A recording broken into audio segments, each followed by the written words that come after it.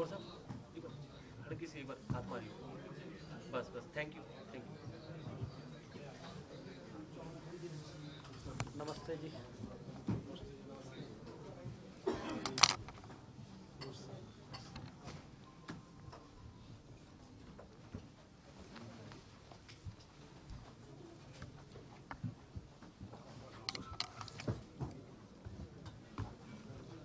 नमस्ते जी।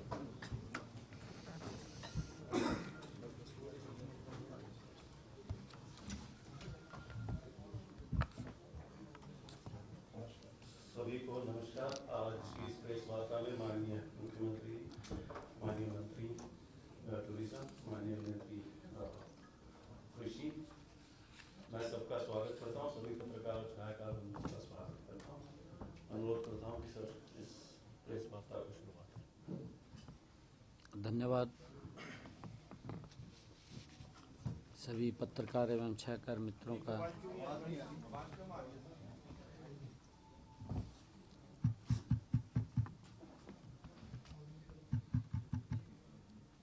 ये इसका हारिया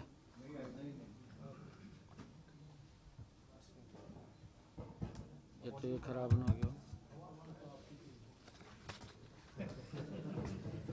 पिछले वाले नु दिक्कत हो जाएगी। नहीं अभी भी नहीं है, अभी हेलो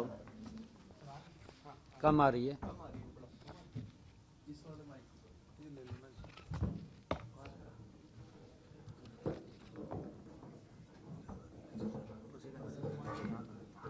ये चेक करा ना, क्या दिक्कत आती है?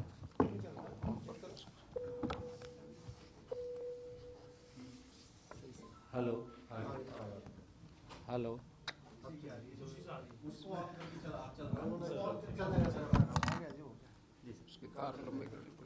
हेलो इसके बाद ये खराब हो रहा है। नहीं खराब हो रहा है, ये खराब ही हो गया। नहीं खराब है ये। आवाज उससे नहीं जा रही है। सभी पत्रकार एवं छायाकार मित्रों का आज की इस प्रेस वार्ता में मैं स्वागत करता हूं। आज कैबिनेट में कुछ महत्वपूर्ण फैसले लिए हैं। कुछ फैसलों के लिए मंत्रिमंडल ने मुख्यमंत्री जी को उनके ऊपर छोड़ा है। आज के जो मंत्रिमंडल के फैसले थे उसमें हरियाणा वन्य जीव संरक्षण नियम 2024 को मंजूरी दी गई है। नए नियमों में वन्य जीव विभाग से संबंधित विभिन्न प्रकार के परमिट प्राप्त करने के लिए मानदंड निर्धारित किए गए हैं। नए नियमों से परमिट प्राप्त करने की प्रक्रिया को भी अधिक पारदर्शी और उसका सरलीकरण हो, उसको मंजूरी दी गई है, ताकि जो हरियाणा वन्य जीव हैं उनको के लिए जो हमारी पॉलिसीज थी उस पॉलिसीज के लिए पहले, क्योंकि एक्ट वो बना हुआ था, पॉलिसीज के अंदर उसमें कुछ नियमों में बदलाव हुआ है, उसको मंजूरी दी गई है। दूसरा, हमने आड़तियों को एक बड़ी राहत पीछे, क्योंकि मुझे मिले थे, रब्बी की खरीद सीजन जो 2024-25 था उसमें नमी के कारण उन्होंने इस बात की शिकायत की थी कि भारी नुकसान हमें हुआ है। उसकी भरपाई के लिए हमने एक वन टाइम राहत देने का काम किया था। तो आज मंत्रिमंडल में उसको मंजूरी दी गई है। राज्य सरकार ने आड़तियों को जो नुकसान हुआ है उसकी भरपाई के लिए 3 करोड़ 10 लाख रुपए की राशि वो उनको शॉर्ट जो गेहूं हुआ है उसके लिए वो देने का निर्णय किया है। हमने तीसरा बड़ा फैसला जो मंत्रिमंडल में किया है, वो तीसरा बड़ा फैसला जो हरियाणा मंत्रिमंडल village common land regulation act 1961 में संशोधन को भी स्वीकृति दी गई है। इस संशोधन के तहत जो हमारे 20 वर्षों से ज्यादा पंचायत भूमि के ऊपर जिनका मकान बना हुआ था, क्योंकि उनके ऊपर एक तलवार लटकी हुई थी, कोई न कोई गांव में कोर्ट में चला जाता था और मकान गिरने के भी आदेश हो जाते थे। तो जिन्होंने 20 वर्ष पंचायत भूमि के ऊपर वो प्रसिद्धि वंश उनके मकान बने हैं, जिन्होंने मकान बनाए थे उनको कलेक्टरेट पर उनका नाम मालिकाना हक देने का निर्णय आज मंत्रिमंडल में हुआ है। ऐसे ग्राम पंचायत में अनधिकृत जो जगहों के ऊपर मकान बने हुए हैं उनके कब्जे वाली 500 वर्ग गज तक भूमि मार्केट उस कलेक्टरेट के ऊपर बाजार मूल्य पर देने का निर्णय वो किया है। ऐसी भूमि को किसी दर पर बेचा जा सकता है, ये सरकार के ऊपर छोड़ा है, क्योंकि 2000 जो 20 साल से पहले है 2004 के जो कलेक्टर रेट हैं उस कलेक्टर रेट के ऊपर उनको देने का निर्णय किया है। और इसके लिए 1 साल का ये भी कहा है कि 1 साल का तक वो व्यक्ति अपने नाम करा सकता है उसको। पहले ऐसे मामलों में अनुमोदन का अधिकार राज्य के पास था, क्योंकि राज्य सरकार के पास वो फाइल आती थी। अब इस अनुमोदन का अधिकार डायरेक्टर लेवल पर, पंचायत डायरेक्टर, क्योंकि काफी फाइलें आनी हैं, हर फाइल वो कैबिनेट में आए, क्योंकि समय भी हमने उसका लिमिट किया 1 साल का किया है, और डायरेक्टर को पावर किया है कि वो अपने लेवल के ऊपर ऐसे उस लैंड को देख करके वो उसके नाम कर दे। वो 500 वर्ग गज तक का प्लॉट वो उनके नाम देने का, जो पंचायत भूमि के अंदर बैठे हैं, लंबे समय से बैठे हैं। कहीं तो गांव के गांव हैं, उनके सामने ऐसी परिस्थिति आ जाती थी कि कोई जैसे यमुना के किनारे गांव है या मारकंडा के किनारे कोई गांव है, जब पानी की बाढ़ आती थी और वो घर को भी बहा ले जाते थे तो उठ करके वो वहां से दूसरी जगह बैठ के उस टाइम बैठे हैं, उनके सामने कोई समस्या है कि उनका एक बड़ा समाधान वो सरकार ने किया है। अब जो पंचायत लैंड के ऊपर 20 वर्ष जिन लोगों को हो गए हैं और वो बैठे हैं, उनको एक बड़ी राहत देने का काम सरकार ने किया है। आज मंत्रिमंडल ने उसके ऊपर मुहर लगाई है ताकि वो 2004 के कलेक्टरेट के ऊपर उनको अपने नाम करा सकेगा, उसका मालिकाना हक वो ले सकेगा। ये निर्णय किया है। मुझे खुशी है आज आप लोगों के बीच में, क्योंकि अभी 2 रोज पहले आदरणीय नरेंद्र मोदी जी की नॉन स्टॉप तीसरे टर्म की सरकार का पहला बजट आदरणीय निर्मला सीतारमण जी जिन्होंने प्रस्तुत किया है, ये विकसित भारत से अभी यह बजट विकसित भारत की मजबूत बुनियाद वो है, इसके अंदर झलकती है। जो आदरणीय प्रधानमंत्री जी का 2047 का सपना है कि विकसित राष्ट्र बने, उसको मजबूती देने वाला ये बजट है। विकसित भारत से अभिप्राय 6 बिंदुओं से इस बजट के अंदर वो लिए गए हैं। गरीबी से मुक्ति, 100% गुणवत्ता पूर्ण स्कूली शिक्षा, गुणवत्तापरक, किफायती और व्यापक स्वास्थ्य देखभाल तक पहुंच, सार्थक रोजगार के साथ 100% कुशल कामगार, आर्थिक गतिविधियों में महिलाओं की अधिक से अधिक भागीदारी,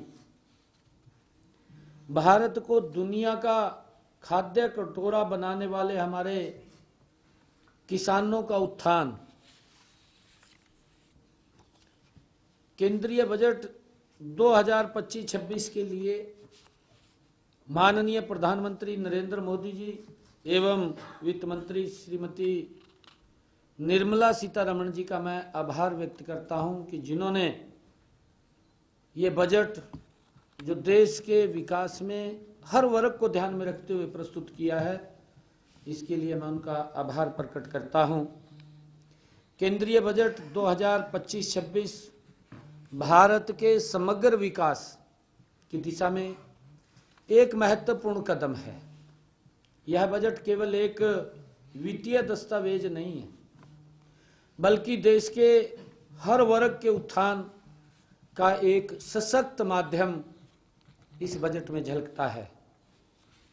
माननीय प्रधानमंत्री नरेंद्र मोदी जी के नेतृत्व में प्रस्तुत यह बजट भारत की आर्थिक मजबूती,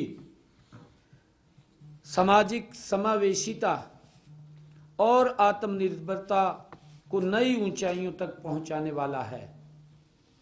यह बजट न केवल वर्तमान जरूरतों को पूरा करता है, बल्कि भविष्य की चुनौतियों को ध्यान में रखते हुए एक दूरदर्शी दृष्टिकोण को भी प्रस्तुत करता है।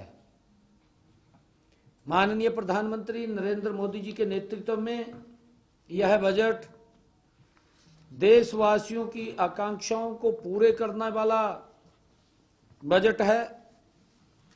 यह जन कल्याणी, दूरदर्शी और समावेशी बजट है जो हर वर्ग के हित की रक्षा ये करेगा।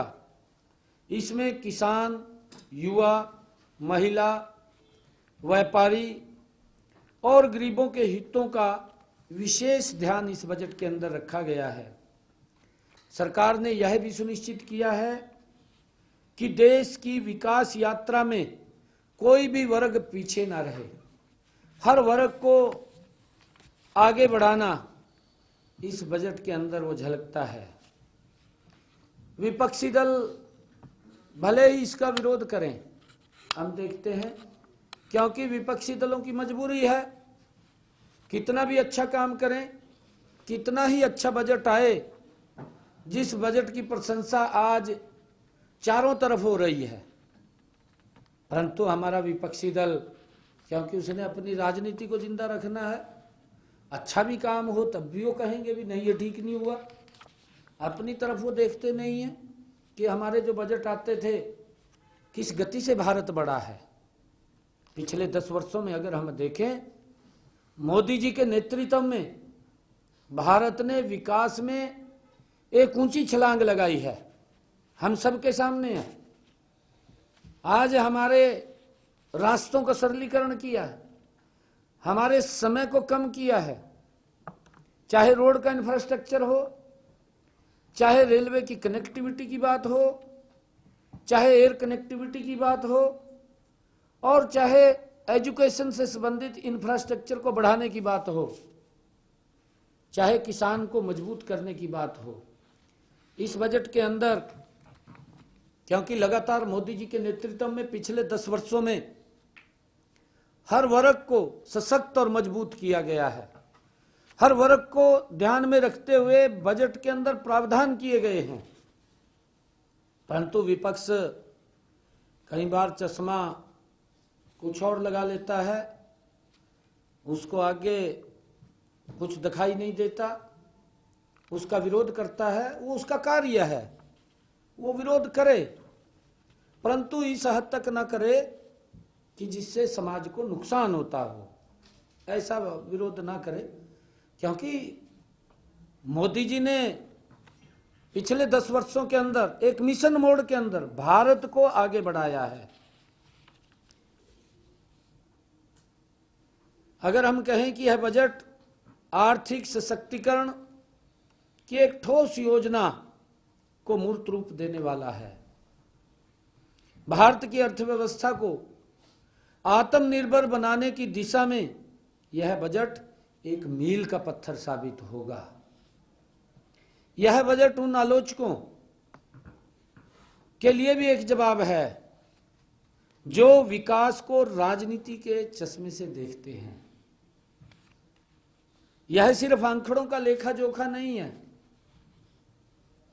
बल्कि संकल्पों की सफलता की कहानी है।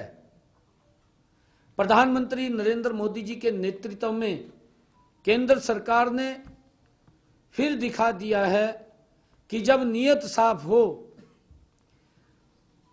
और नतीजे भी प्रभावशाली होते हैं, अगर जब नीयत साफ हो करने वाले की तो नतीजे प्रभावशाली होते हैं। ये हमारे जो विपक्ष के मोटा चश्मा लगा करके देखते हैं उनके लिए मैं कहना चाहूंगा, बजट की सबसे बड़ी विशेषता इसकी समावेशिता है। यह केवल बड़े उद्योग या शहरों तक ही सीमित नहीं है, बल्कि ग्रामीण भारत, किसानों, छोटे व्यापारियों और स्टार्टअप्स के भी समान अवसर प्रदान करने वाला बजट है। सरकार ने सुनिश्चित किया है कि देश का प्रत्येक नागरिक विकास की मुख्य धारा से जुड़े और आत्मनिर्भरता की ओर गति से बढ़े। यह इस बजट का प्रमुख उद्देश्य है। यह बजट भारत के आर्थिक रूपांतरण का आधार बनेगा और देश को 2047 तक एक विकसित राष्ट्र बनाने की दिशा में ये मजबूती से अग्रसर करेगा। यह बजट भारतीयों के विश्वास को मजबूत करने वाला है और यह दिखाता है कि भारत का भविष्य उज्जवल और सुरक्षित है। इस बजट में छोटे उद्योगों, किसानों और मध्यम वर्ग को बड़ी राहत दी गई है। इस बजट के अंदर 12 लाख की इनकम तक रिटर्न फाइल करने की आवश्यकता नहीं है। एक बड़ी राहत मध्यम वर्ग को देने का काम इस बजट के अंदर आदरणीय नरेंद्र मोदी जी ने किया है। पहले ये लिमिट 7 लाख रुपए थी, अब इसको बढ़ाकर के 12 लाख रुपए किया गया है। एक बड़ी राहत ये मध्यम वर्ग के लिए आदरणीय प्रधानमंत्री जी ने दी है। किसानों के लिए भी आदरणीय प्रधानमंत्री जी ने जो किसान क्रेडिट कार्ड के ऊपर 3 लाख रुपए की उसके ऊपर वो ले सकता था, लोन ले सकता था, अब उसको बढ़ा करके 5 लाख रुपए किया है।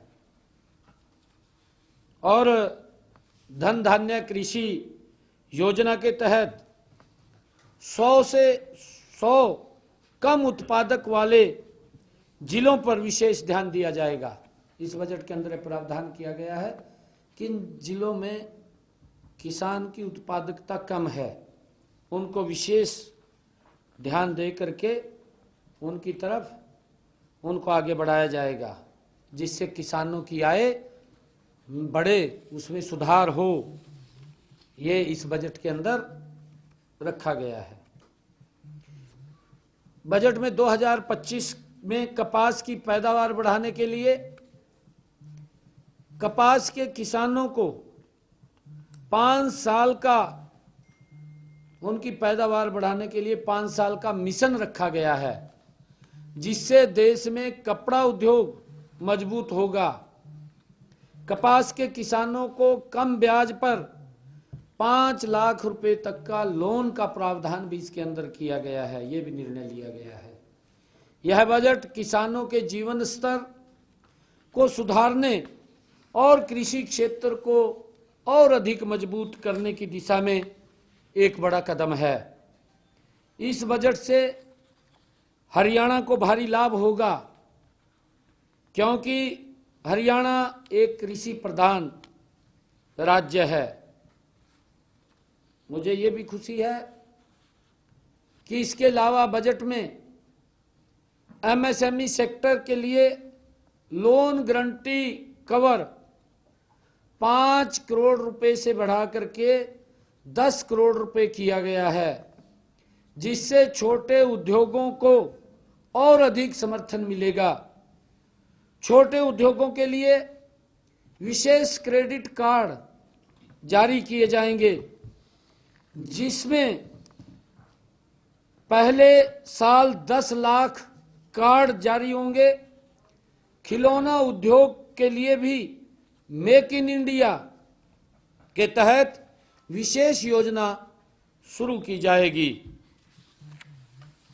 इस बजट में माननीय वित्त मंत्री निर्मला सीतारमण जी ने 2025 में SC/ST वर्ग की 5 लाख महिलाओं के लिए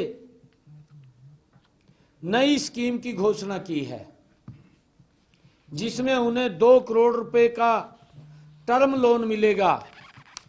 साथ ही स्टार्टअप को भी बढ़ावा देने के लिए ऋण सीमा 10 करोड़ रुपए से बढ़ा करके 20 करोड़ रुपए कर दी गई है। यह कदम महिलाओं को आत्मनिर्भर बनाने और नए स्टार्टअप्स को मजबूती देने के लिए एक शानदार पहल इस बजट में की गई है। मैं निर्मला सीतारमण जी का भी, आदरणीय नरेंद्र मोदी जी का धन्यवाद करता हूं। इस बजट में शिक्षा और स्वास्थ्य क्षेत्र में भी बड़े ऐलान किए गए हैं। अगले 5 वर्षों में मेडिकल एजुकेशन में 75,000 नई सीटें जोड़ी जाएंगी। अन्नदाता शक्ति को और मजबूत करने के लिए केंद्रीय बजट में प्रधानमंत्री धन धान्य कृषि योजना की घोषणा की गई है। इस योजना के पहले चरण में राज्यों के सहयोग से 100 कम उत्पादक और कम बीमा कवरेज वाले कृषि जिलों को शामिल किया जाएगा।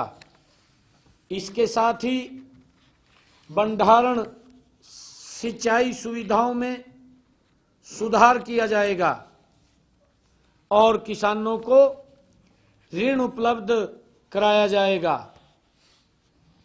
इस बजट में कृषि क्षेत्र में रोजगार की कमी को दूर करने के लिए एक व्यापक बहुक्षेत्रीय ग्रामीण समृद्धि और लचीलापन कार्यक्रम शुरू किया जाएगा। इसमें कौशल विकास, निवेश और तकनीकी के माध्यम से कृषि के रोजगार के नए अवसर पैदा किए जाएंगे।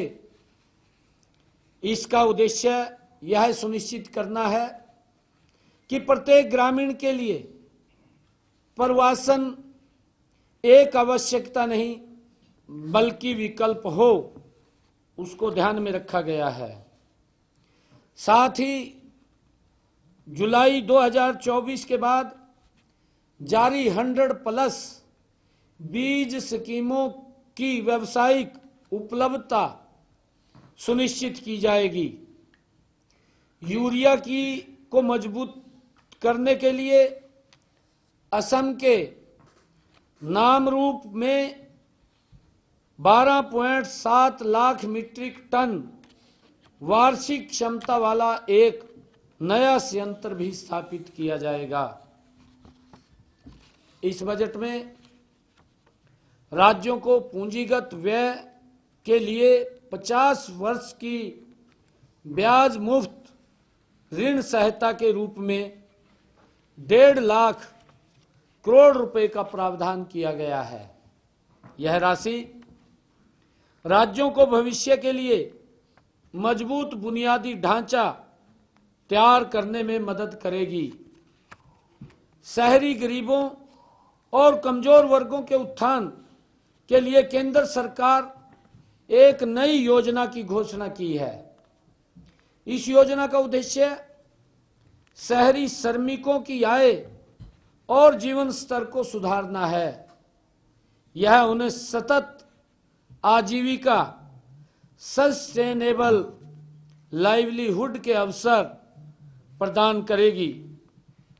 पीएम स्वनिधि की सफलता को देखते हुए इस और भी सशक्त बनाया जाएगा।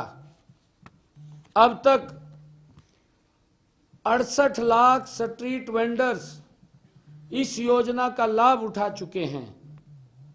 नई योजना में बैंकों से बड़े ऋण, 30,000 की सीमा वाले यूपीआई, लिक्विड क्रेडिट कार्ड और क्षमता निर्माण का भी समर्थन इसमें शामिल होगा। मुझे खुशी है कि इस बजट में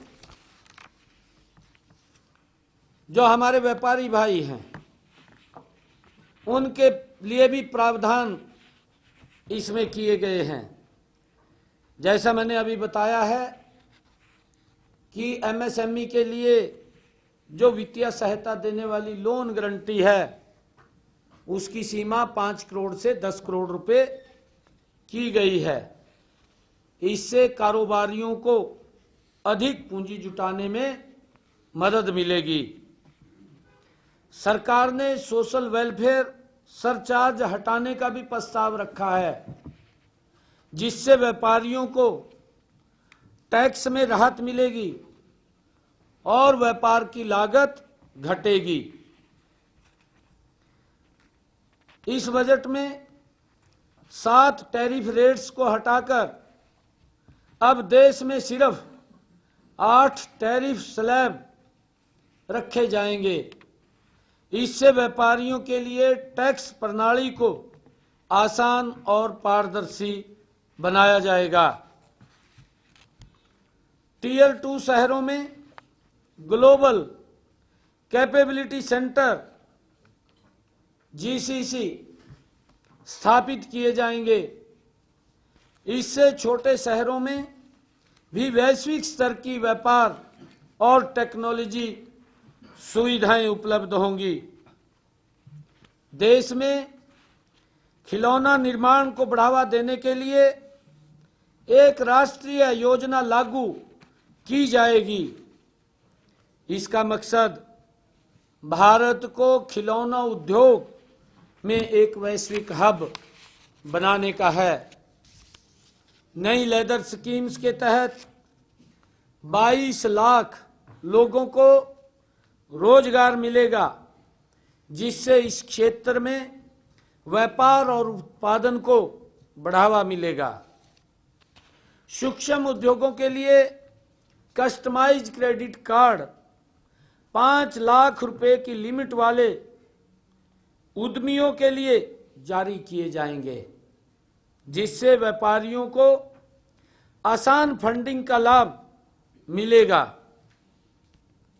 सरकार पहले वर्ष में 10 लाख कस्टमाइज क्रेडिट कार्ड जारी करेगी, ताकि छोटे कारोबारियों को बिना झंझट के वित्तीय मदद मिल सके और स्ट्रीट वेंडर्स, जो शहरी स्ट्रीट वेंडर्स के लिए प्रधानमंत्री स्वनिधि योजना के तहत लोन लिमिट को 30,000 रुपए तक बढ़ा दिया गया है। इससे छोटे विक्रेताओं को अपने कारोबार के विस्तार में मदद मिलेगी। ये भी इस बजट के अंदर वो किया गया है। हम धन्यवाद करते हैं आदरणीय प्रधानमंत्री जी का, आदरणीय निर्मला सीतारमण जी का और हमारे रेल मंत्री अश्विनी वैष्णव जी का, जो आदरणीय नरेंद्र मोदी जी के नेतृत्व में, जिन्होंने हरियाणा के लिए रेल सुविधाओं में जो इस बजट के अंदर बढ़ोतरी की है, जो प्रावधान किया है, रेल बजट में हरियाणा के रेल इंफ्रा को मजबूत करने के लिए केंद्र से मिले 3,416 करोड़ रुपए वो दिए गए हैं। मैं आदरणीय नरेंद्र मोदी जी का और अपने रेल मंत्री अश्विनी वैष्णव जी का, निर्मला सीतारमण जी का दिल से धन्यवाद करता हूं। मैंने कहा है कि ये बजट देश के, प्रदेश के मजबूती की ओर ले जाने वाला और तीव्र गति से ले जाने वाला ये बजट है। ये विकसित भारत का बजट है जिसमें हर वर्ग को समाहित किया गया है। मुझे खुशी है कि यह राशि 2009 से 2014 तक मिले, 2009 से 2014 तक मिले 315 करोड़ रुपए से 11 गुना अधिक इस बजट के अंदर हरियाणा के लिए प्रावधान किया गया। 11 गुना, इतना बड़ा इसमें प्रावधान किया गया है। और वो पता नहीं कौन सा चश्मा लगा करके देखते हैं, उनको दिखाई नहीं देता विकास, बस विरोध करना है। कोई बात नहीं, उनकी ड्यूटी है, परंतु विरोध भी विपक्ष को मैं सुझाव दूंगा कि एक लिमिट का होना चाहिए। जब मैं उनका बता रहा हूं कि 2009 से 2014 तक मात्र 315 करोड़ रुपए का बजट था, उसका 11 गुना अधिक दिया है। ये कोई छोटी बात नहीं है। 11वें साल के अंदर हम प्रवेश कर रहे हैं। मोदी की सरकार नॉन स्टॉप तीसरे टर्म के अंदर इसका पहला बजट ये 11वें साल के अंदर है और 11 गुना पैसा बढ़ा करके हरियाणा को दिया। कितना प्रेम, कितना स्नेह करते हैं हरियाणा को मोदी जी। गति से आगे बढ़ा है। रेल इंफ्रास्ट्रक्चर को मजबूत बनाने के लिए बड़े बजट आवंटन के लिए आदरणीय प्रधानमंत्री नरेंद्र मोदी जी और रेल मंत्री आदरणीय अश्विनी वैष्णव जी का मैं दिल से बहुत बहुत धन्यवाद करता हूं, उनका आभार प्रकट करता हूं। 2014 से अब तक हरियाणा में, 2014 के बाद अब तक, क्योंकि 2025 ये 11वें साल के अंदर मोदी जी की नॉन स्टॉप तीसरे टर्म की सरकार, हरियाणा में 823 किलोमीटर रेलवे ट्रैक का काम पूरा हुआ है, जिसके ऊपर 15,875 करोड़ रुपए के 1195 किलोमीटर लंबाई वाले 14 नए प्रोजेक्ट्स का कार्य प्रगति पर है। मुझे खुशी है कि हरियाणा के इस बजट में हरियाणा के 34 रेलवे स्टेशनों को 1149 करोड़ रुपए की राशि से अमृत स्टेशन के रूप में विकसित किया जा रहा है, जिनमें जो अभी बजट आया है इससे ये 1149 करोड़ रुपए, जिनमें अंबाला कैंट, उस स्टेशन को अमृत स्टेशन में लिया गया है। मैं धन्यवाद करूंगा देश के यशस्वी प्रधानमंत्री जी का, क्योंकि रेल का इंफ्रास्ट्रक्चर ऐसा है, जब इसका सुदृढ़ीकरण और ये मजबूती की तरफ होगा तो देश के हर व्यक्ति को इसका लाभ मिलेगा, क्योंकि सुविधाएं हर व्यक्ति को लाभ मिलता है। हमारे अमृत रेलवे स्टेशन के रूप में जो विकसित, जिनमें Ambala cantt, Ambala city, Bahadurgarh, Ballabhgarh, Bhiwani junction, Charkhi Dadri, Faridabad, Faridabad new town, Gohana, Hansi, Hisar, Hodal, Jind junction, Kalanwali, कालका, Karnal, Kosli, Kurukshetra junction, Loharu, Mahendragarh, Mandi Adampur, Mandi Dabwali, Narnaul, Narwana junction, Palwal, Panipat junction, Pataudi road, Rewari, Rohtak, Sirsa, Sonipat, Yamunanagar और जगाधरी शामिल हैं। मुझे खुशी है कि हरियाणा में वर्तमान में 14 नए रेलवे ट्रैक पर काम जारी है। 14 नए रेलवे ट्रैक के ऊपर काम जारी है। नए जो अभी और बनेंगे, 1195 किलोमीटर ट्रैक बिछाने पर 15,875 करोड़ रुपए इस बजट के अंदर रखे गए हैं जो खर्च होंगे। इनमें चंडीगढ़ बद्दी, पलवल से न्यू पृथला,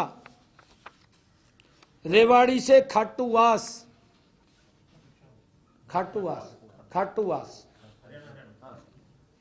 भिवानी से डोब भाली,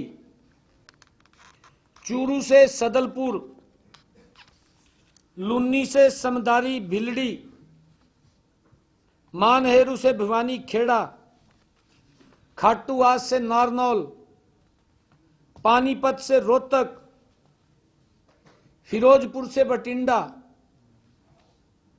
जाखल से हिसार, असलभोर से रेवाड़ी के दोहरीकरण का कार्य तथा ये दोहरीकरण का कार्य है तथा मेरठ से पानीपत, दिल्ली सोहना नू फिरोजपुर, झिरका, अलवर रेलवे ट्रैक और यमुनानगर से चंडीगढ़ वाया सढौरा, नारायणगढ़ तथा हिसार से सिरसा वाया अग्रोहा धाम, फतेहाबाद रेलवे परियोजनाएं शामिल हैं जो नई डलेंगी और इसके लिए 15,875 करोड़ रुपया वो आवंटित किया गया है।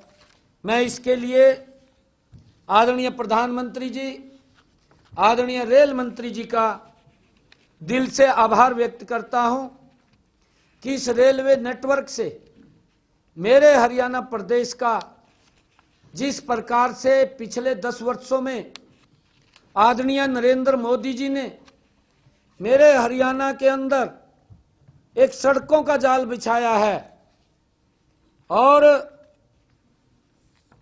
मैं संज्ञा अगर दूं स्पाइडरमैन अगर कोई है तो नरेंद्र मोदी है। इस प्रकार का जाल हरियाणा के अंदर बिछाया है। हर व्यक्ति के जीवन में एक बड़ा बदलाव इस रोड इंफ्रास्ट्रक्चर से आया है। उसके अंदर हमने जो आदरणीय मोदी जी ने जहां 4-4 घंटे 6-6 घंटे जाम में फंसे रहते थे, आज चंडीगढ़ से दिल्ली 3.5 घंटे, हरियाणा के किसी कोने से दूसरे कोने में जाना है 3-3.5 घंटे। ये अगर मैं कहूं कि स्पाइडरमैन अगर कोई है तो भारत के यशस्वी प्रधानमंत्री नरेंद्र मोदी जी, जिन्होंने रोड का इंफ्रास्ट्रक्चर अब रेलवे के अंदर एक बड़ी क्रांति, ये विकसित भारत ये मोदी जी के नेतृत्व में ही संभव था। जो लोग मोटा चश्मा लगा करके देख रहे हैं उनको दिखाई नहीं विकास दे रहा है।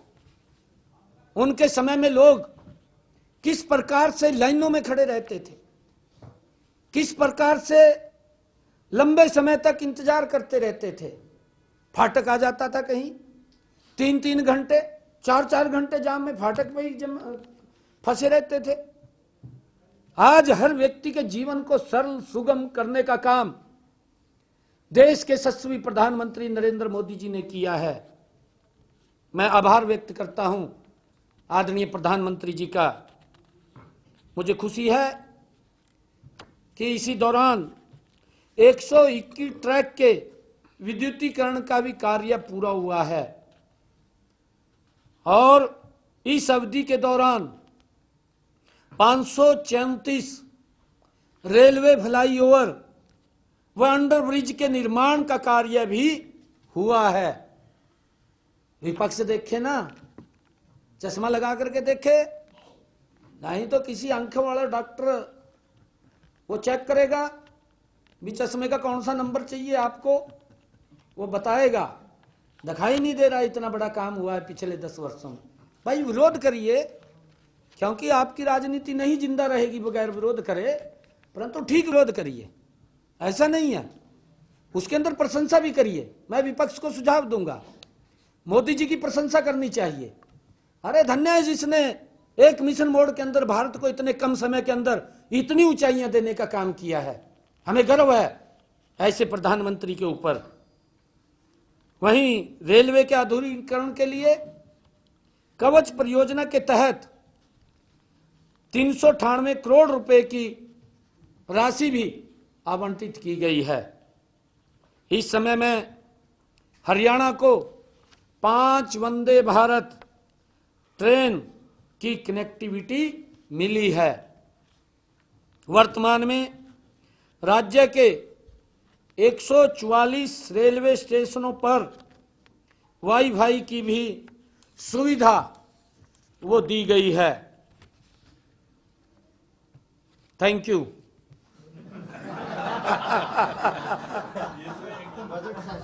एकदम बड़ा ब्रेक। अच्छा, बजट सेशन पे चर्चा हुई है मंत्रिमंडल के अंदर। मंत्रिमंडल में पूरे मंत्रिमंडल ने मुख्यमंत्री को अधिकारित किया है बजट के सेशन के बुलाने के लिए, और जो भी डेट सुविधा होगी उस सुविधा के अनुसार डेट आ जाएगी बजट की। शहरी निकाय चुनाव को लेकर आज घोषणा हो जाएगी, किस तरीके की तैयारी है? देखिए, हमने पहले भी ये बात कही थी कि जो स्थानीय निकाय के चुनाव हैं उसके लिए हमारी पूर्ण तैयारी है। चुनाव आयोग जब चाहे वो डेट दे सकता है। मैं भी आज टीवी पे देख रहा था कि आज प्रेस कॉन्फ्रेंस चुनाव आयोग ने बुलाई है और आज शायद उसकी अभी गर्म में है, क्या विषय है, तो हमारी पूरी तैयारी है चुनावों को लेकर के। पूर्व डिप्टी सीएम साहब सारी अपेक्षाएं पूरी हो गई है क्या या कुछ बाकी है? सेंट्रल बजट जो आया है उसमें हरियाणा की सारी अपेक्षाएं पूरी देखिए, अपेक्षाएं तो किसी व्यक्ति की पूरी नहीं होती। हमारी बहुत ज्यादा अपेक्षाएं हैं, परंतु जिस गति से पूरी हो रही हैं हमें उसके ऊपर संतोष है। हमें बड़ा संतोष है उसके ऊपर, क्योंकि हम अगर 2014 से पहले का हरियाणा देखें, 2014 के बाद का हरियाणा देखें, जमीन आसमान का अंतर है। हम ग्रामीण क्षेत्र को देखें, हम शहरी क्षेत्र को देखें, चाहे रोड इंफ्रास्ट्रक्चर की बात है, चाहे रेलवे कनेक्टिविटी की बात है, और चाहे हमारे एजुकेशन संस्थान की बात है, एक बड़ा अंतर हमारे सामने। चाहे मेडिकल कॉलेज की बात है या हॉस्पिटल्स की अपग्रेडेशन की या नए की बनाने की बात है, लगातार अगर आप 2014 से पहले का हरियाणा देखेंगे और 2014 के बाद का हरियाणा देखेंगे, इस 10 वर्षों के अंदर जो भी बजट आया है इस देश के आम गरीब व्यक्ति के अनुकूल बजट रहा है। आज लोगों के उत्थान में ये मजबूत बजट है, इसकी मैं पूरी प्रशंसा करता हूं। क्या नहीं, देखिए उसको लेकर के हमारी बजट वाली कोई दिक्कत नहीं है। पीछे भी वो बैठक हमारी हुई थी, क्योंकि कोड ऑफ कंडक्ट लग गया था, उसके अंदर थोड़ी दिक्कत आई थी और कोई ऐसा विषय नहीं। वो टेक्निकल डिटेल क्योंकि आपसे कल जो सरकार से बातचीत करके उन्होंने घोषणा करी प्रेस कॉन्फ्रेंस में कि आप बिल्कुल ठीक है और मुख्यमंत्री से मिले, साहब से मिले। हाँ नहीं रात को भी कह दिया हम इलाज नहीं करेंगे, रात को भी कह दिया कि हम इलाज नहीं करेंगे। अभी इलाज बंद है। इसमें कोई टेक्निकल पॉइंट था क्या कि डॉक्टरों की ज्यादा ड्यूटी लगाएगी, चेक का कोई इशू क्या है, मतलब जो आपके सामने आया है इशू तो आपके सामने कोई टिकता तो है नहीं। आप उन्होंने कहा कि रात को हमारी कार्यकारिणी की बैठक हुई और उसमें फैसला लिया कि हमने बंद कर दिया और अभी बंद है अभी फिलहाल। ये मतलब दिक्कत क्यों आ रही है कि आप तो पूरा वो बोल रहे 400 करोड़ रुपए अभी भी बकाया है। नहीं, पैसा ऐसा नहीं है, पैसा लगातार सरकार दे रही है और पैसे का सवाल नहीं है उसके अंदर। टेक्निकल वो जो आप कह रहे हैं उसके अंदर हमने ये अभी कहा है कि अभी इसको पैसे को जारी करें। सर आज की कैबिनेट बैठक में पैसा आज जारी हो जाएगा और ऐसा नहीं है, ये सब जो आदरणीय प्रधानमंत्री जी और हमारी डबल इंजन की सरकार ने गरीब व्यक्ति को जो हमने लाभ दिया है 5 लाख रुपए का आयुष्मान कार्ड का हम लाभ दे रहे थे और इसके अंदर लगभग मेरे ध्यान में है कि 19-20 लाख लोगों ने इस योजना के तहत लाभ लिया है। जिस योजना का से वंचित दिल्ली के लोग रहे, मैं अभी दिल्ली इलेक्शन में था, दिल्ली इलेक्शन के अंदर मैंने वहां पूछा लोगों को, मैंने कहा कि आपको आयुष्मान का लाभ मिल रहा है, एक व्यक्ति ने कहा ना मिल नहीं रहा। उनको ऐसा उलझा दिया दिल्ली सरकार ने उसमें क्या वो नहीं मोहल्ला क्लिनिक में, वो कह रहे हमें प्राथमिक सुविधा भी नहीं वहां मिल रही। ये मान ले कोई व्यक्ति बीमार हो गया, वहां तो फर्स्ट एड है, वो क्लिनिक मल्ला नहीं है, वो फर्स्ट एड है। फर्स्ट एड तो व्यक्ति घर में भी रखता है भी, अगर उसका पेट दर्द हो गया या उसके सिर में दर्द हो गया, फर्स्ट एड तो घर भी है, वो फर्स्ट एड है। वहां एडमिट नहीं कर सकते, उसमें एडमिट थोड़ी कर सकते हैं। अगर किसी को एडमिट होना पड़ गया उसको तो हॉस्पिटल जाना पड़ेगा, हॉस्पिटल जाएगा तो उसका खर्च होगा, वहां सुविधा कहां। ये तो खाली लॉलीपॉप दिया उसने कली मोहल्ला कह करके, और दिल्ली के लोगों में बड़ा रोष है उसके प्रति, इतना बड़ा रोष है कि कल शायद उस रोष को निकालेंगे दिल्ली के लोग, इतना बड़ा रोष है। हाँ कर नहीं सकते क्योंकि, और मैं एक और बता रहा हूं, मोदी जी ने घोषणा की है कि दिल्ली के अंदर ये सुविधा 5 लाख की नहीं 10 लाख की देंगे। 10 लाख रुपया व्यक्ति को चिंता ही नहीं है भी कहाँ अच्छे हॉस्पिटल में जाकर के इलाज करा सकता है। सर आपने दिल्ली में दोष की बात की। सीएम साहब आज चंडीगढ़ में भूपेंद्र सिंह हुड्डा सुबह कह रहे थे कि हमें तो विकास की बात करने की जरूरत नहीं है, क्योंकि कैबिनेट मंत्री अनिल विज खुद कह रहे हैं कि 100 दिन हमारे हवाई हो गए। क्या कोई नाराजगी चल रही है? नहीं कोई नाराजगी नहीं, विपक्ष को इस तरह की बात करी? नहीं कोई नाराजगी नहीं है, क्योंकि हुड्डा साहब फ्रस्ट्रेशन में हैं। अब हुड्डा साहब को ये नहीं पता, रोहतक से चलता है 2 घंटे 2.25 घंटे में चंडीगढ़ पहुंचा, और पहले कितने घंटे में पहुंचा था ये तो पूछ लो, आपने पूछना चाहिए। ये 100 दिन का तो वो है, इसमें कोई दिक्कत नहीं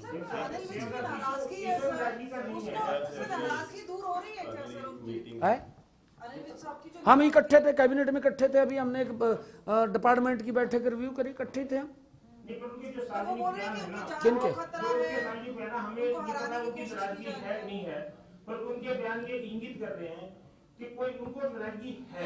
नहीं सारे मंत्रियों के नाम का मैं ही बोल रहा हूँ, हमारे सच्चाई क्या है? वरिष्ठ नेता है हमारे। या कोई वैसी अभी अगर हम विशाल को कहें तो प्रेस में भी आ जाएंगे, अभी आ जाएंगे, कोई नहीं फिर। अरे नहीं विषय ये नहीं है, विषय ये नहीं, नाराजगी है ही नहीं। देखिए व्यक्ति को अधिकार है कहने का, सचेत करने का, कह सकते हैं, कोई नाराजगी नहीं। आज की कैबिनेट बैठक में पूर्व डिप्टी सीएम से संबंधित कोई एजेंडा था सर? दुष्यंत चौटाला से रिलेटेड कोई एजेंडा था? नहीं ना है, ऐसा नहीं है, सभी ऑफिसर्स बात मानते हैं। ये सरकार 3 गुना गति से काम करने वाली सरकार है, सबकी अपनी अपनी जिम्मेवारी हैं, मेरी भी जिम्मेवारी है, ऑफिसर की भी जिम्मेवारी है, ऐसा थोड़ी है किसी की बात नहीं मानेगा, हमारे मंत्रियों की भी बात मानेंगे, हमारे विधायकों की भी मानेंगे, ऐसा नहीं। जान से मारने की कोशिश है, सर कल उनको कोर हटाने ग्रुप की पद से बैठक है हटाने की सर, कोशिश है। कोर ग्रुप की बैठक है कल, कोर ग्रुप की बैठक में सर क्या कुछ एजेंडे रहेंगे? कल आपने छोटी टोली की बैठक की, कल कोर ग्रुप की बैठक। हाँ, कल इनकी बैठक है सर। आज हमने बैठक बुलाई है क्योंकि डेवलपमेंट से संबंधित उसकी यार कोर कमेटी की हमारे संगठन ने अध्यक्ष जी ने मोहनलाल कौशिक जी ने बैठक आमंत्रित की है। कल उसके अंदर उसमें कई विषयों के ऊपर चर्चा रहेगी। आगामी हमने क्या रणनीति अपनानी है, क्योंकि हमारा संगठन का पर्व भी चल रहा था और हमारी मेंबरशिप चल रही थी। मेंबरशिप के बाद अब संगठन का पर्व भी चल रहा है। हमारे नीचे के जो बूथ स्तर की समिति थी उनका गठन हुआ है, उसके बाद मंडल अध्यक्षों का गठन हुआ है, अब जिला अध्यक्षों का है। लगातार संगठन पर्व चल रहा है। प्रयागराज जा रहे हैं जी, प्रयागराज जाएंगे। पुलिस ने पिछले दिनों गैंगस्टर्स के ऊपर जो काबू पाया है, कई गैंगस्टर्स के साथ एनकाउंटर हुआ है, उनकी क्योंकि पुलिस के साथ उन्होंने पुलिस को ऊपर गोली चलाई तो एनकाउंटर मारी गई। ये पिछले काफी दिनों जो गैंगस्टर कल्चर चल रहा था हरियाणा, उस पर जो काबू पाने का जो आपने पुलिस छूट पुलिस को दी है या पहले थी या क्या इशू था? क्योंकि अब गैंगस्टर पे काफी काबू पाया जा रहा है। नहीं देखिए, जो बिगड़ा हुआ था ना उसमें जो सरकार की ड्यूटी है और कि लोगों को सुरक्षा मुहैया कराना, और ऐसा नहीं है कोई गलत करेगा तो वो भुगतेगा, कोई भी है गलत कोई करेगा तो वो भुगतेगा। ये भी मान लिया जा कोई गोली चला रहा है, फिर पुलिस वाले क्या उसके आगे हाथ बांध के थोड़ी खड़े रहेंगे। हमने कहा है कि भाई अगर कोई तेरे ऊपर गोली चला रहा है तो हम भी चला दो। आप इसके अंदर क्या है, अगर कोई मारने के लिए इस प्रकार का बैड एलिमेंट्स अगर इस प्रकार की बात कर रहा है तो उसका जवाब तो देना ही पड़ेगा ना, जवाब देना पड़ेगा। सर एंटी करप्शन ब्यूरो भी अच्छा काम कर रही है, काफी कार्रवाई की एंटी करप्शन ब्यूरो ने सर। देखिए, भ्रष्टाचार से कोई समझौता नहीं है और हमने कहा है कि भ्रष्टाचार लोगों को बड़ी राहत मिलनी चाहिए। थैंक यू साहब।